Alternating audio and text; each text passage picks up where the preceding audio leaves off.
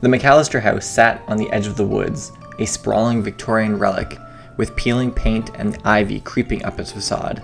Once grand, it now looked tired, as though weighed down by secrets too heavy to bear.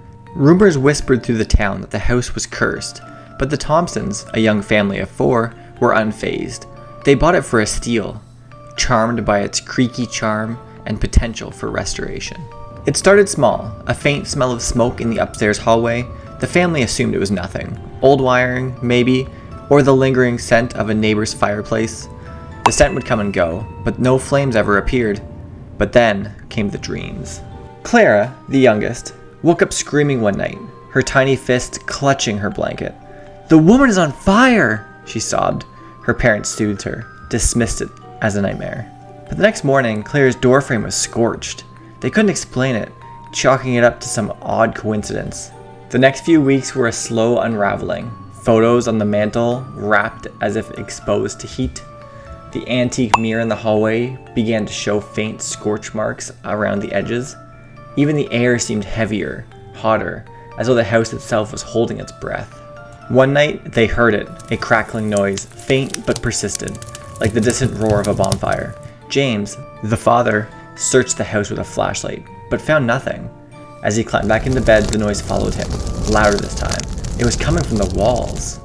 The family called an electrician, then a fire inspector.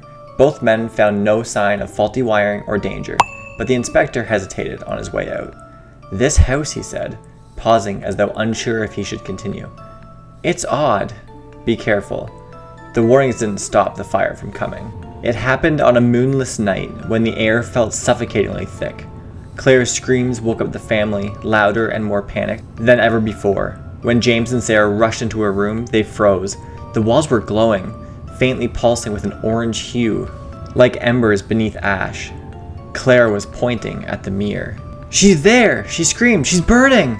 The mirror reflected the room, but in its glass the fire raged. Flames licked the walls, engulfing the furniture, yet the room itself remained untouched. And in the center of the inferno stood a woman.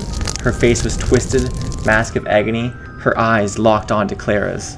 James grabbed Clara and ran, Sarah clutching their son, Ethan, close behind. The house groaned and shuddered as if alive, its walls buckling and moaning in protest. The family barely made it out of the front yard before the first window shattered, spewing glass and smoke into the night.